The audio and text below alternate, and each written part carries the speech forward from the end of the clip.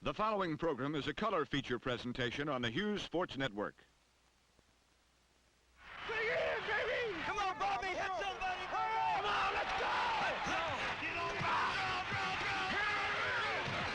Stick him! Come on, now get him back! We gotta have it back! Make it go! Make it go! That's what he's saying! All right, Andy! Take it in!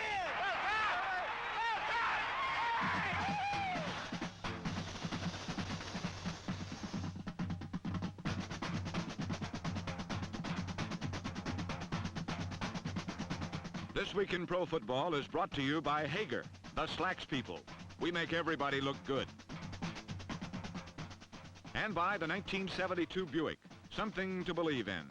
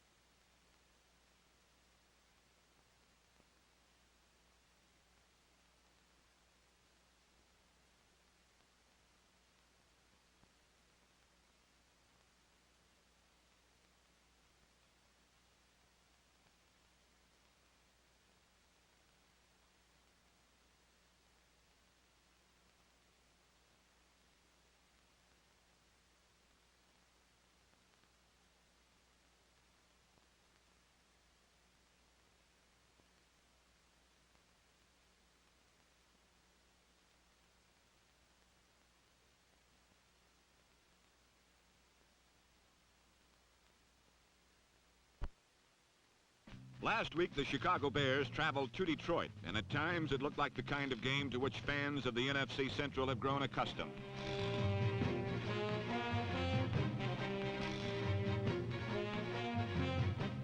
This prototype Chicago touchdown was nullified by a penalty, and the Bears had to rely on more conventional, uncentral types of scoring. And they were quite successful, too, as Don Schei demonstrated on the game's first real touchdown.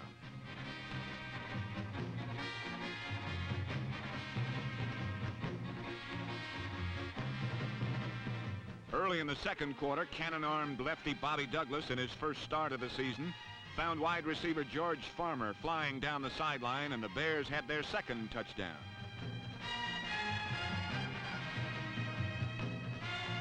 Quarterback Douglas had spent a week living with head coach Jim Dooley, and their strategy was working to perfection. But then the league's leading kickoff returner, Ron Jesse, put Detroit right back in the game with his second kickoff return touchdown of the season. This one for 102 yards.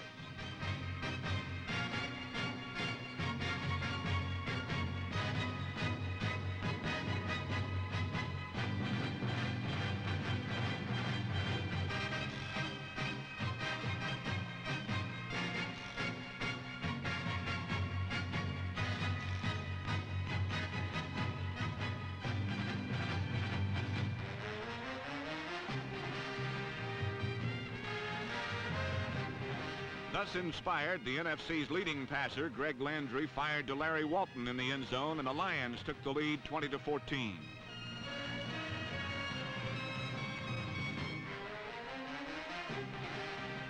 Before halftime, Bobby Douglas scrambled around long enough to cannonade a similar strike to tight end Bob Wallace, and the Bears led after a wild first half, 21-20.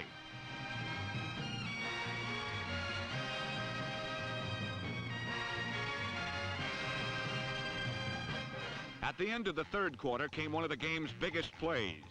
Number 85, defensive end Willie Holman, hit Landry's arm as he was passing. The ball was then deflected by Doug Buffone to linebacker Jimmy Gunn, who eventually handed off to defensive back Charlie Ford, who was in turn pushed in the right direction by Dick Butkus.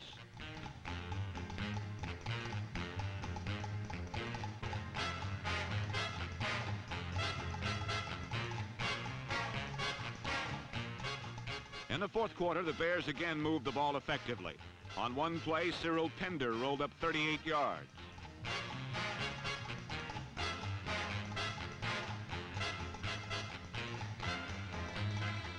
To add to his two passing scores, Bobby Douglas knifed over, and the Bears led 28-23. To secure the upset, 3 times in the fourth quarter, Chicago halted Greg Landry, Charlie Sanders and company when the Lions were driving.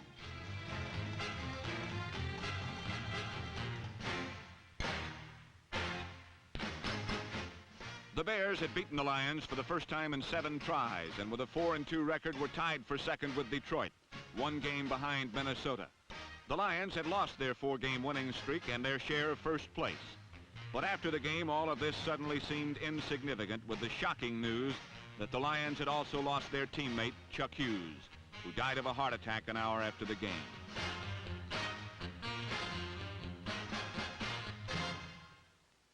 When I heard about Chuck Hughes last Sunday, I simply couldn't believe it. I was really shocked, Pat. You knew him, didn't you, Tom, when he was with the Eagles? Well, he was one of the fellows that didn't complain. He always had a smile, Pat. We really miss this young man. All of us on the show, and I'm sure everyone around the league, would like to join us in extending our sincerest condolences and sympathy to the family of Chuck Hughes of the Detroit Lions. In Atlanta, the Falcons and the New Orleans Saints met in a must game for both teams, since the loser would surely be accepting a long-term lease in the cellar of the NFC West.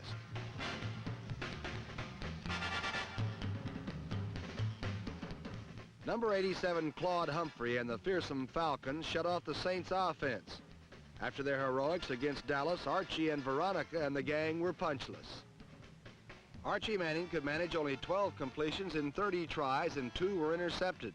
This one by number 36, Ken Reeves. Overall, the upsetting Saints offense was limited to under 200 yards, and this afternoon there was no joy on the New Orleans bench. Meanwhile, number 33, Jim Cannonball Butler, was running up 114 yards in 20 carries, as Butler, Harmon Wages, and number 28 rookie Willie Belton amassed 284 yards on the ground.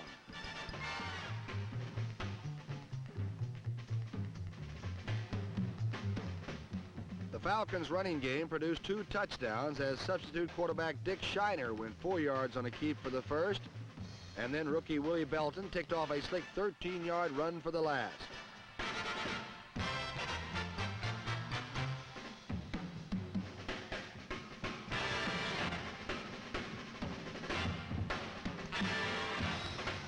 Augmenting the offense with the pass, Shiner did all that was expected of him and more.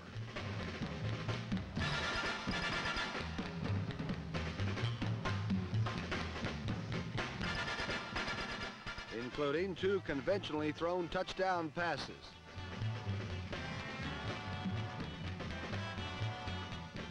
One to number 5, Harmon Wages, and a second to his tight end, number 86, Jim Mitchell. And the Falcon 40 put together nearly a perfect game of football as they overwhelmed the Saints 28-6.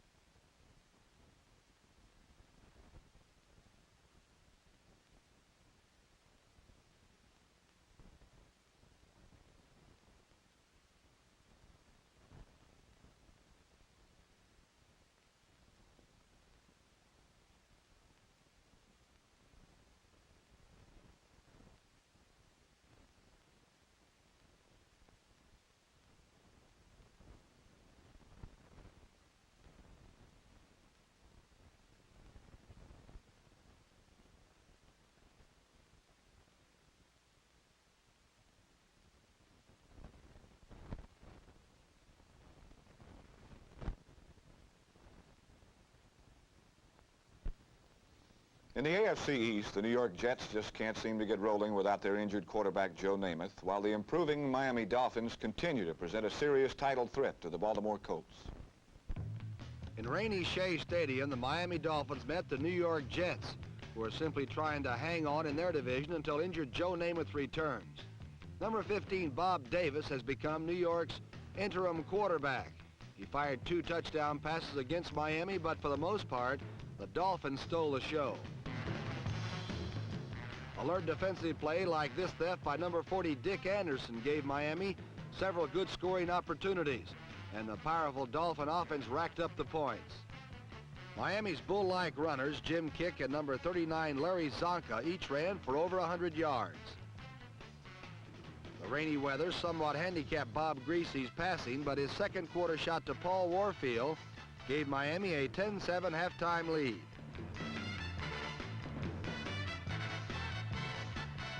In the second half, Larry Zonka and number 21, Jim Kick, ran wild.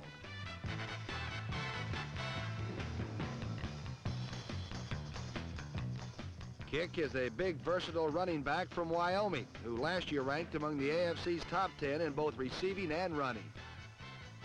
Kick's speed and power blends perfectly with the brutal thrusts of Larry Zonka, number 39. And the tandem gives Miami one of the most awesome ground games in pro football. But Kick and Zonka are not the whole story when you talk about the Miami attack. Number 13, Jake Scott, is an elusive kick returner whose jitterbugging moves often give the Dolphins excellent field position.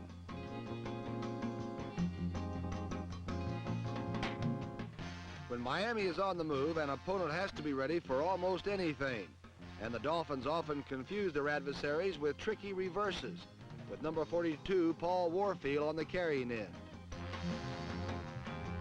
Another key to the Dolphins' success is the team's great depth. Besides Kick and Zonka, Miami can call on the dazzling footwork of number 22, Mercury Morris. With the Miami ground game leading the way, the Dolphins rolled over the Jets 30-14. The victory pretty much extinguished any New York title hopes and left Miami in first place in the AFC East.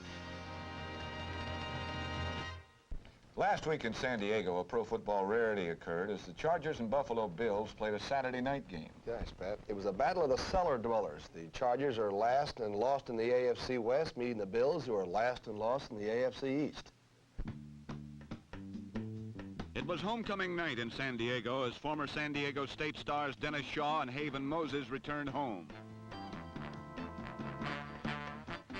Former USC greats Mike Garrett and O.J. Simpson were also there to celebrate O.J.'s return to Southern California.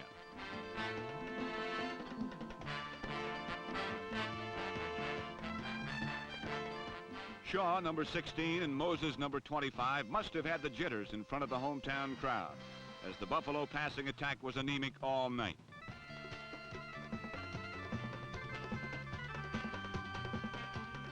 While Shaw and Moses were having problems, number 32, O.J. Simpson, seemed right at home as he rushed for 106 yards.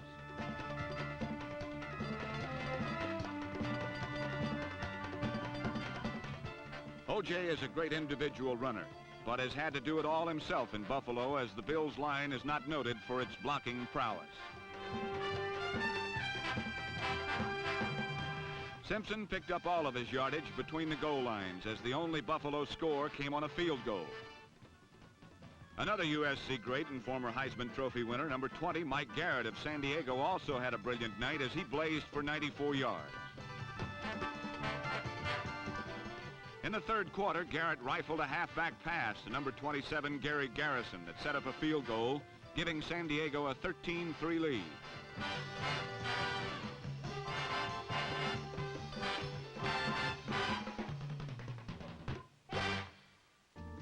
San Diego quarterback John Hadel, number 21, has always been known for his strong throwing arm. And this year he has found talented receivers in Pettis Norman, number 88, and rookie Billy Parks, number 32.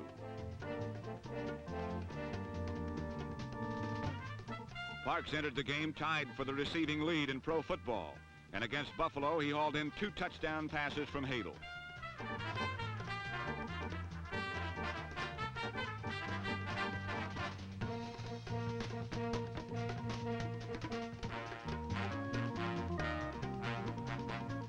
So far this season, the San Diego offense has lacked consistency despite the presence of many talented individuals.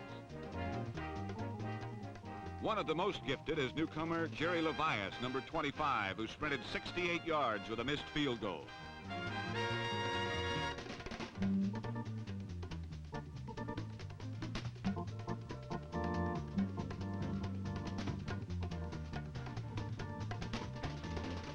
Against the Bills, the Charger attack was in fine form as a final Hadel to Parks pass buried Buffalo 20-3. The defeat was Buffalo's 6th straight, and the Bills have now lost every game. San Diego is now 2-4, and maybe Mike Garrett was telling old Jay that there's no place like home.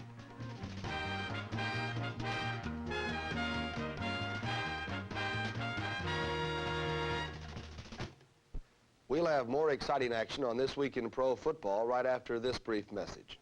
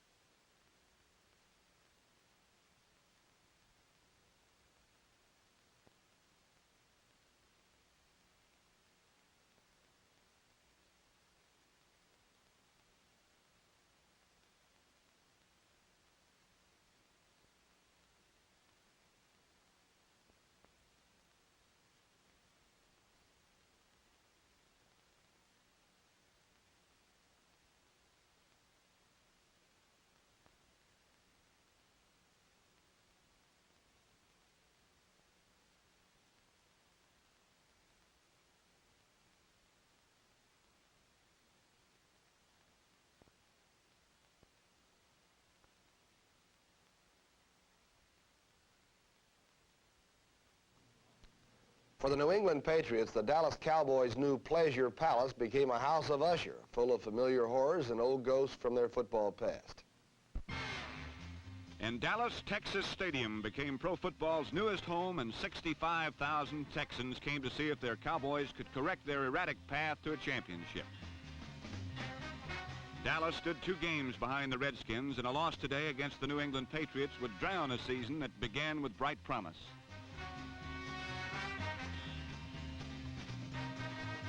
On Sunday, Dallas used Walt Garrison, number 32, to chew up the soft underbelly of the Patriots' defense. Then they sent Dwayne Thomas coursing around the Patriot flanks, and he cut a jagged path to daylight.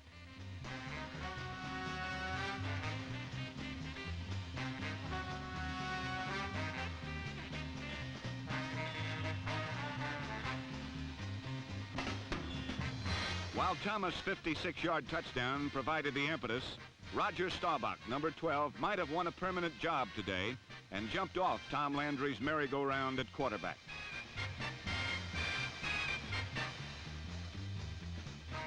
While their offense was computer precise, the defense was mountain man rough and tumble.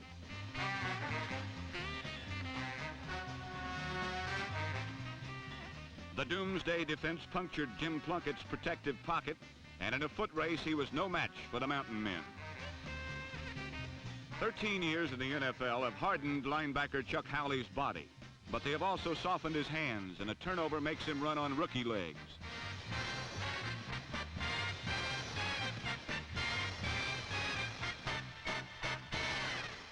A taste of running, a touch of defense, spiced with Bob Hayes, blended nicely into a homemade treat for Dallas fans.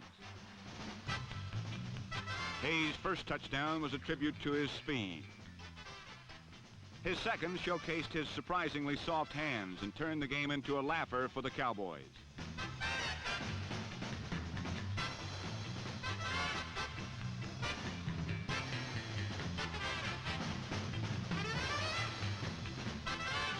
Dallas won the first half 34-7, but the second half was dominated by Jim Plunkett and the splendor of his mighty right arm.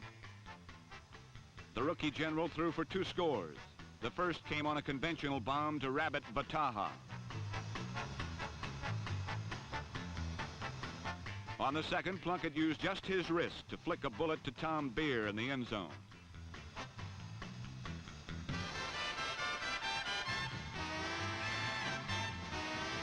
While Plunkett was the NFL's #1 rookie pick, Number 36, Joe Williams, was Dallas' 12th selection, and his one-man show accounted for the sole Cowboy touchdown in the second half.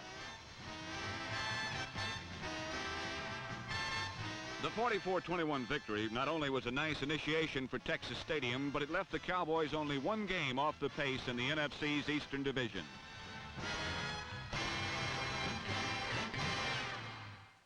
Well, Pat, last week, Eddie Kayette, the coach of the Eagles, told the Birds to shave off their mustaches, and they went out and won their first game. I wonder if there's a message there somewhere. Yes, there might be. Like the old saying, they just had to go out and win one for the Clipper. I'm sorry.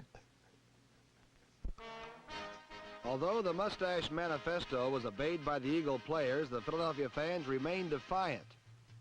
On tap were the traditionally hated New York Giants, led by Fran Tarkenton, who used a secret player on this sideline out pattern, and a forbidden player on a reverse screen pass.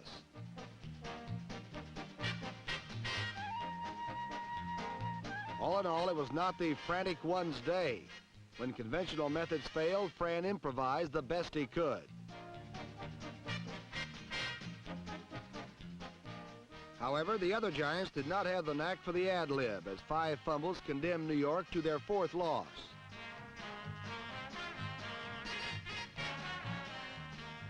Looking for his first victory, head coach Ed Kayette saw his hairless wonders drown the Giants with some old-fashioned gang tackling.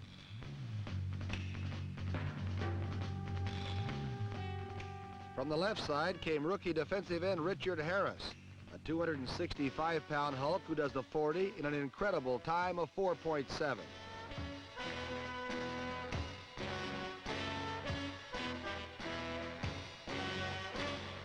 From the right came number 99 Mel Tom, almost as fast, but just as mean and determined to hang number 10 on the AstroTurf.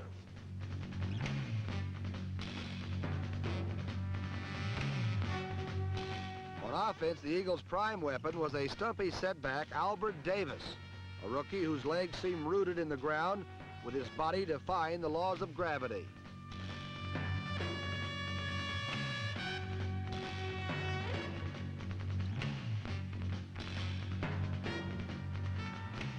Hidden behind his pulling guards, Davis scooted for almost 70 yards against New York and scored the first Eagle touchdown on the ground this season.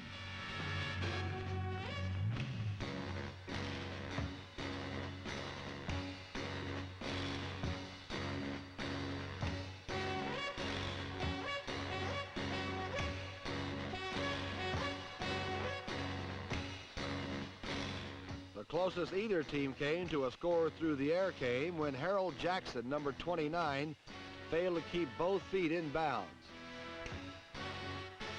But it mattered little as an assortment of Eagle backs ate up the Giants' defense. Larry Watkins' pretty cutback accounted for the last score, and Philadelphia won its first game 23-7.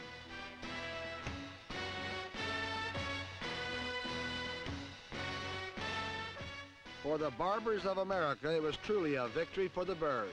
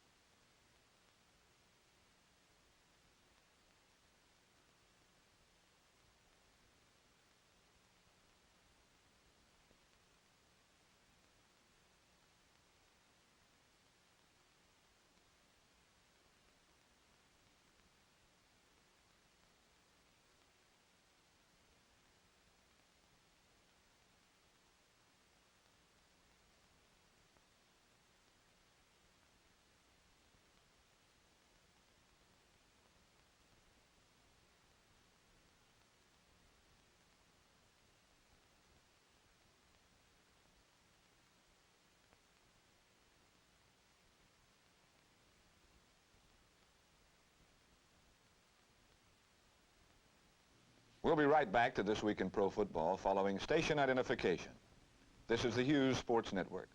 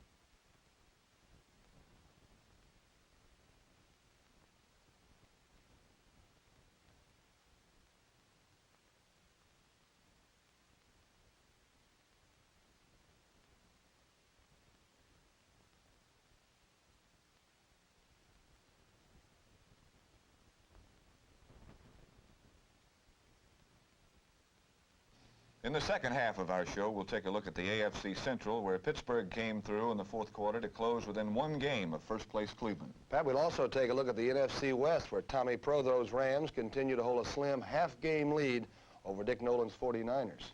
And we'll look at the AFC West, where Oakland and Kansas City both came through in exciting finishes to remain tied for first. And Pat, in our feature, we'll take a close-up look at the frantic sideline activities of one of the NFL's resident defensive geniuses, or should I say genii. Anyway, it's Gummy Carr. Whichever it is, we'll have that feature, and we'll have more exciting action on This Week in Pro Football right after this brief message.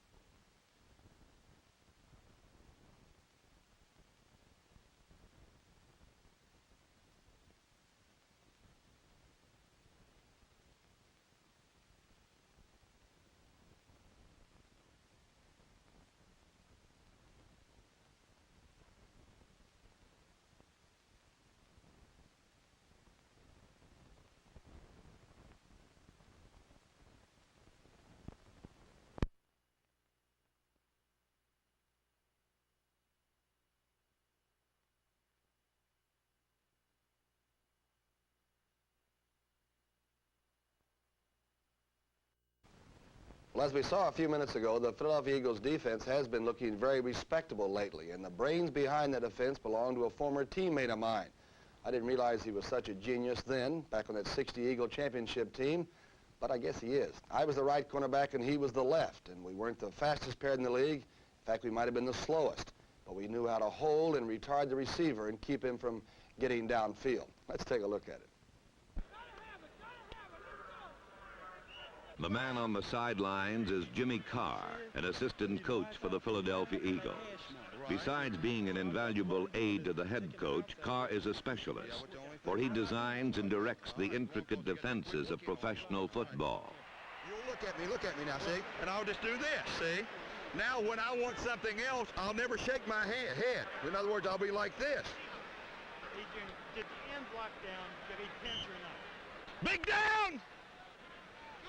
Employing a variety of signals, Carr can quickly and efficiently make his sideline wishes become on-the-field realities, as his system of hand signals simplifies the more complex vocabulary of defensive football.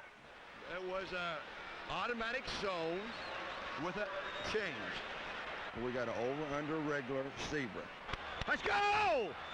Big down now! Let's go, big down! Watch the screen! Watch the screen! Let's go out there! Come on, Ernie! Hit him! Up! Hit him! What, hit him? Hayes! He had him! Woo! Come on! Oh, wow! Hit him! Oh! Holy mackerel! Holy mackerel! He threw... Did you see him throw that ball? He hadn't even turned. So make sure they don't get a cheap touchdown on us, you hear? They're going to run, play the run, and make sure of the tackle. Now let's don't get down defense, we'll get that ball back there. Come on, you can still stop him! Make him fumble! Let's go!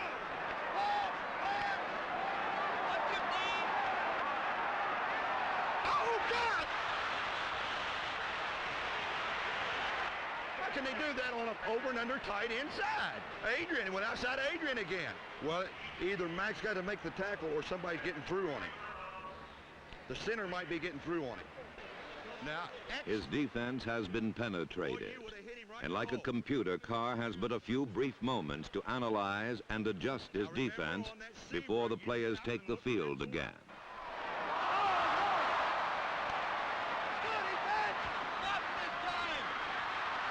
That's better. That was a wide. We had a wide on. A wide. We got to get that ball. Come on, let's go. Knock him down, Nate, and then get up.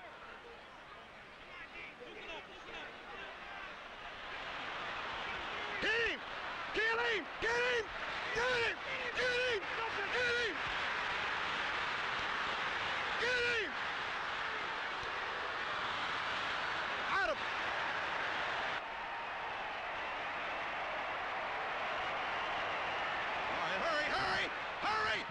outside over here. Oh, no. I'm off. Way to work. Way to work, gang. All right. Keep on. That's the way to go. Don't let the suckers go. Yeah.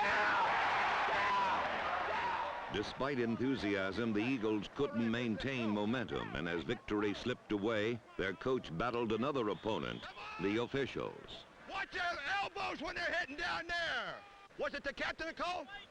I said, did the captain call the timeout, though? You just take a time, anybody calls it. No, sir! God, 46, that ball was on the ground and you saw it. Move back, Hart. Oh, the ball hit the ground, 46.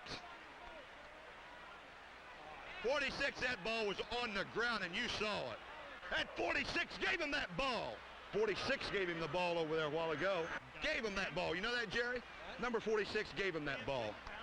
1st and 25 from right there. We'll take care of whatever it is. I don't know. A while ago, 46 didn't take care of it. Hey, 46, how can he have the ball on two? Had the ball, hit the ground. He didn't even have control of it. That was the lousiest call all year. After you lose, you may gripe at the officials or blame yourself, but the only thing that you can really do is look forward to the next week when you can start things all over again. The Los Angeles Rams have been winning, but they haven't been winning the way the Los Angeles teams usually do. Last week, they finally began to look like the Rams of old as they rolled to their highest point total of the season. The weather in Los Angeles last week did not look conducive to football, let alone to anyone's passing attack. And Roman Gabriel wasn't having such a great year passing anyway.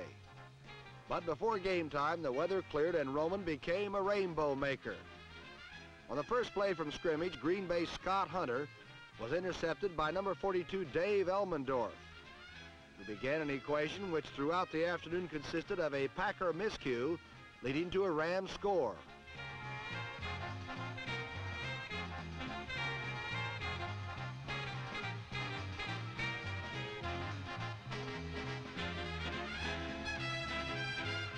On the third play of the game, Roman hit rainbow number 1 to a wide-open Bob Klein, and Los Angeles led 7-0 at the end of the quarter.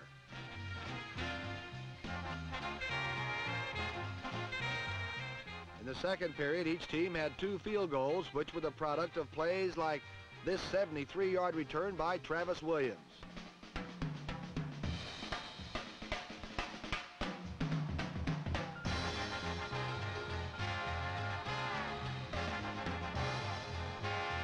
But big plays led to little scores, and it wasn't until the third quarter that Gabriel rifled a touchdown pass to Jack Snow, number 84.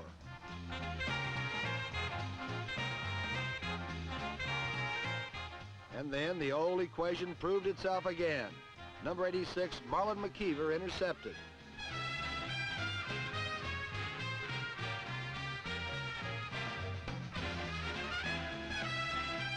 And for the third time in the game, Roman Gabriel stepped back and cracked the whip. This time it was to Lance Rensel, and the Rams led 30-6. The Roman of old had returned.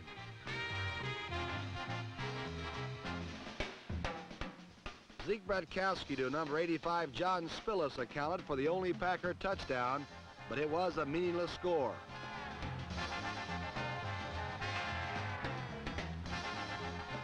Travis Williams was looking good against his old teammates, and his run late in the last quarter was proof that the 30-13 final score made the game seem closer than it really was.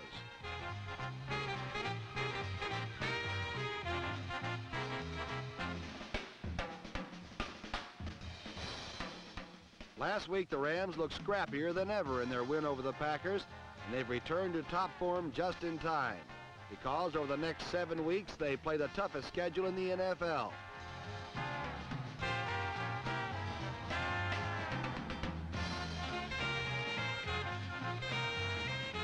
But for now, they're on top in the NFC West, and they're loving it.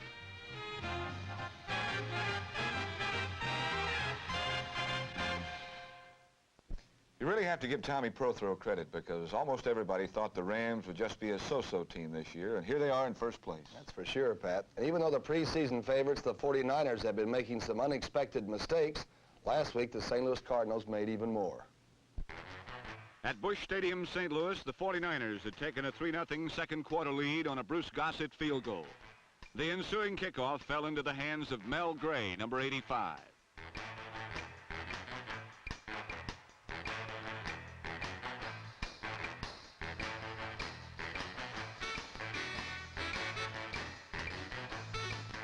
"65 yards later, the Cardinals had their best field position of the day. Quarterback Pete Beathard, number 10, improved on that till the Cardinals were on the San Francisco 3.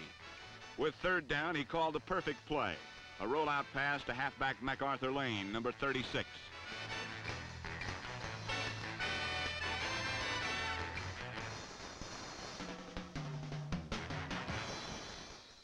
But Beathard's touchdown pass was called back for offensive interference. And in a penalty-filled game, this one really hurt.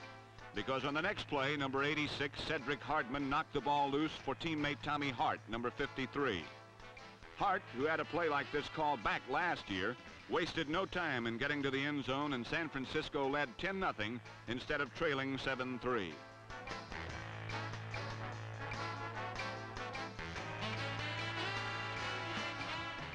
But the Cardinal defense was not making mistakes.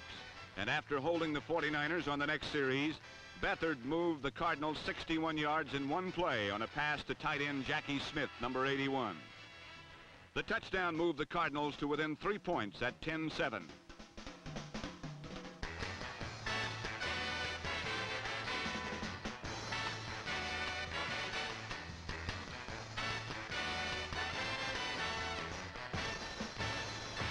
With time running out in the first half, 49er punter Jim McCann blew the snap, and the Cardinals were inside the 49er 10.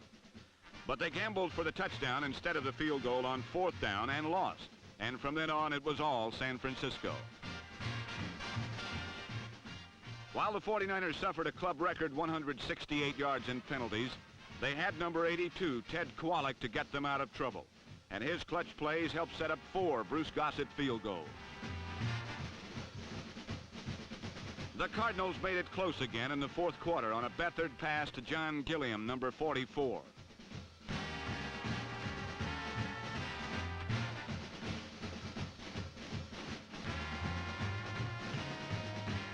But by that time, the 49ers were moving almost at will.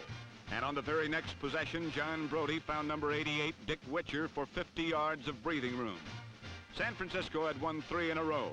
Despite the season-long rash of penalties, the 49ers are making the big plays that win. And they'll all tell you that's what's important to them. San Francisco 26, St. Louis 14.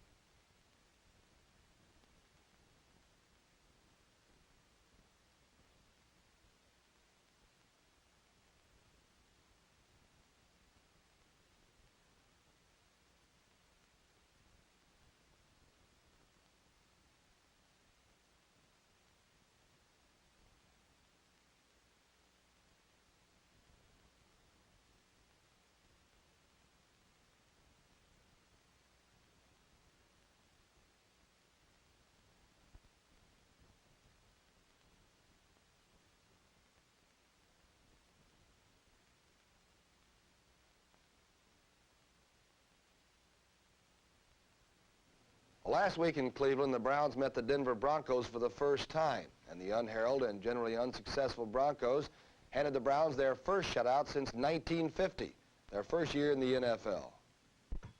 This was the first meeting between the Browns and Broncos in Cleveland.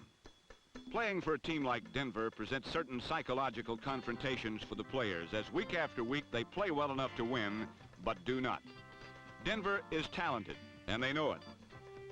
But even as the team warms up, the gum chewing becomes a little more intense, and the players hope that finally this will be the week they put it all together. Against Cleveland, a championship team, Denver played about as perfect a game as they ever have. Denver took the opening kickoff and rolled right through the Browns downfield and scored. It wasn't fancy or really thrilling, but that Floyd Little, number 44, and Bobby Anderson, number 11, were able to hammer out yardage play after play was certainly good for the team's head.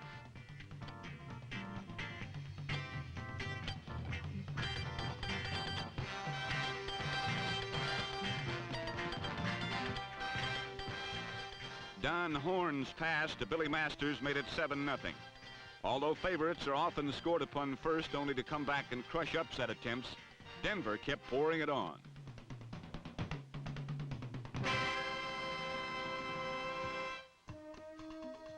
Cleveland quarterback Bill Nelson was hounded, searched out, and destroyed by a clawing Denver defense that finally forced him to compound a mistake into a failure by recovering his second fumble on the same play.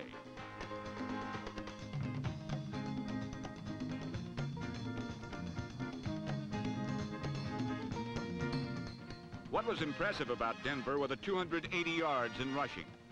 Denver likes to run, but all too often they fail to score. Floyd Little had over 100 yards and Bobby Anderson 72.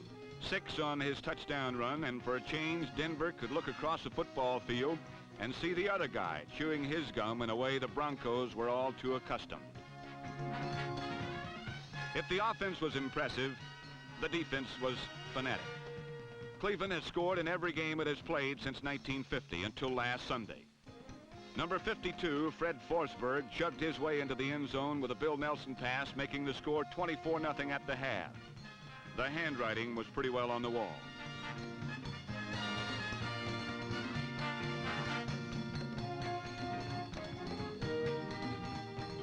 For the Browns, it was an embarrassing defeat, but they'll get over it. For the Broncos, who 2 weeks ago were winless, it marked their second straight win and another hopeful step in their painfully slow development. Denver 27, Cleveland nothing. Perhaps the Broncos will never get over it. For a new head coach, a week without a victory is like a year without sunshine. Since the sun never really shines in the Astrodome, Houston's coach Ed Hughes was hoping for a nice day in Pittsburgh, but it rained.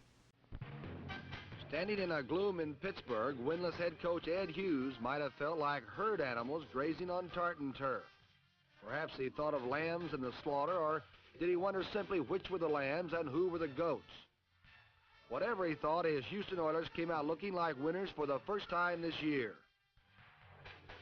Rookie Dan Pastorini set up 2 touchdowns with passes. One to number 81 Jim Byrne and one to number 18 Charlie Joyner.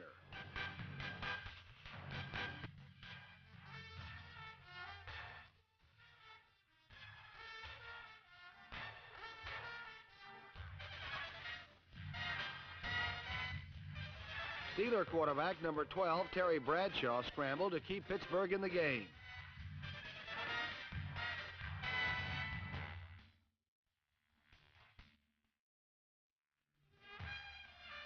Number 26, Preston Pearson, made the catch, but that was as far as he and the Steelers got. Bradshaw was unable to ring up a touchdown, and he and the Steelers had to settle for 3 field goals in the first 3 periods.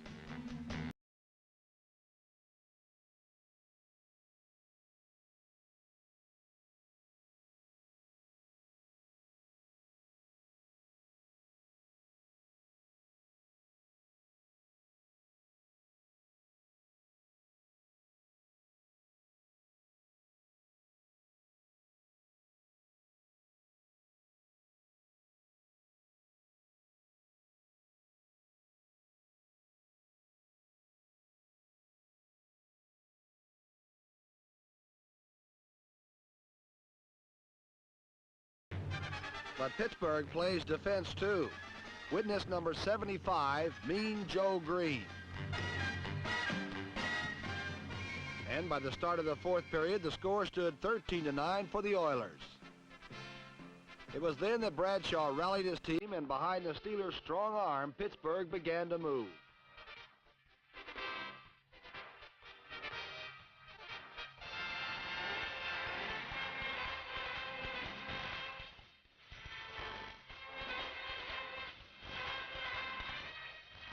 One of the Steelers, number 85, Bob Adams, says that playing with Bradshaw is like watching a flower blooming in slow motion.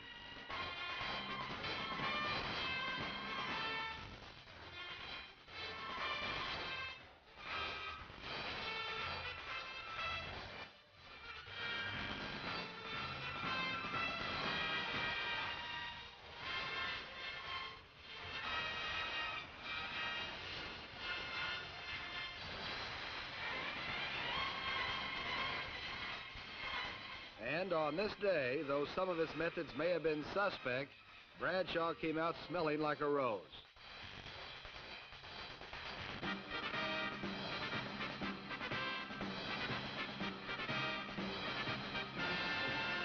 And Bradshaw and number 33, Frenchie Fuqua, who gained 113 yards in just 16 carries, accounted for 2 fourth-quarter touchdowns to defeat Houston 23-16.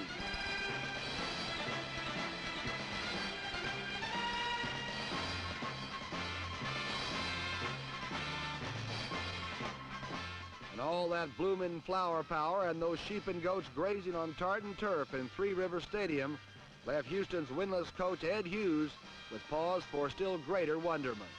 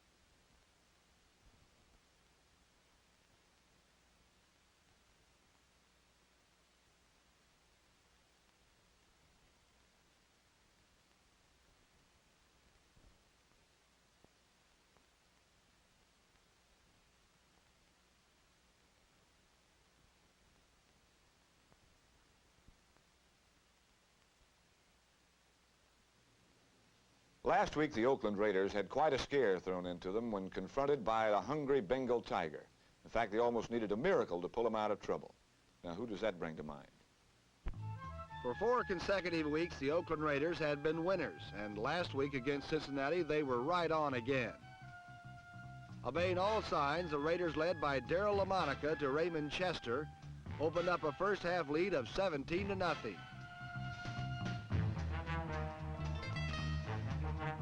What made this doubly painful to the Bengals is that Oakland has been considered a second-half team.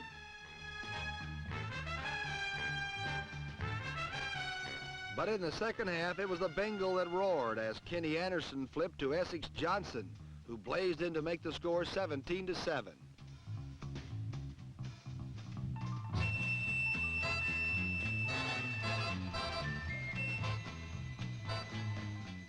Darryl LaMonica fell prey to the Bengals' prowling defense as number 53, Bill Peterson, intercepted.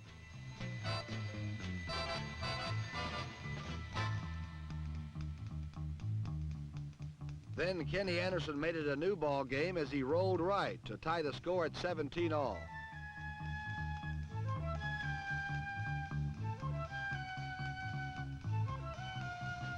To make matters worse, Oakland's Darryl LaMonica was forced to leave the game with an injury. And lo and behold, there on the field was the man from yesteryear, number 16, the marvelous miracle worker, George Blanda.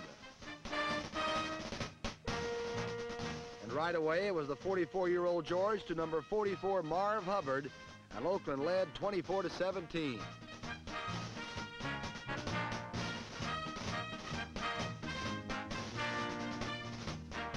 But Cincinnati's Kenny Anderson was undaunted, and he came back to hit Speedy Thomas to make it 27-24 Bengals.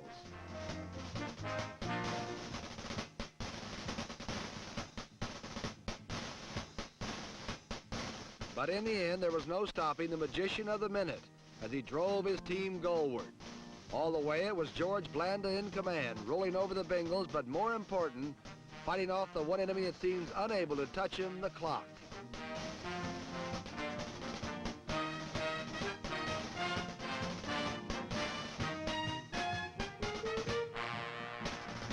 As usual, neither the years nor the seconds affected George Blanda as he handed off to Marv Hubbard and led Oakland to their 5th victory in a row, 31-27.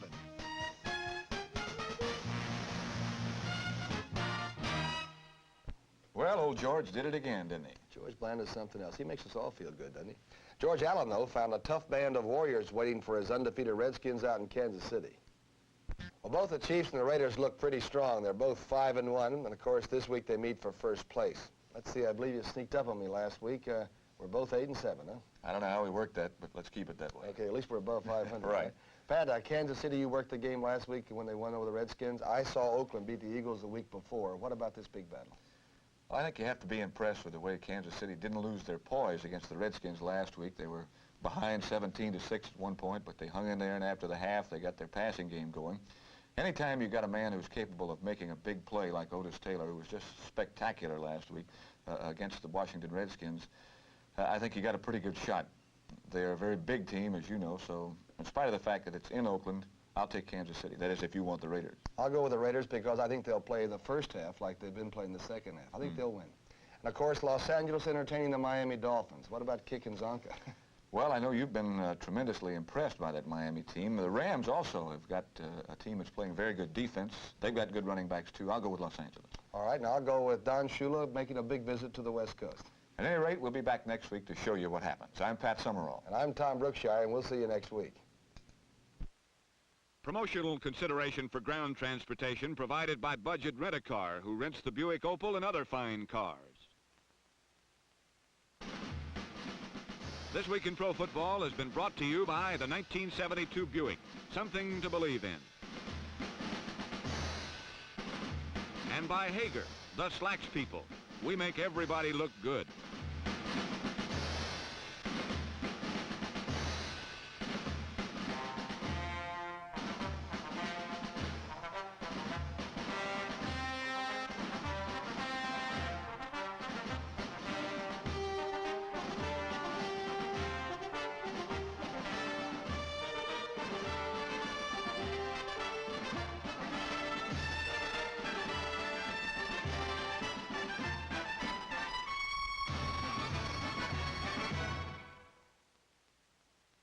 This program has been a color feature presentation on the Hughes Sports Network.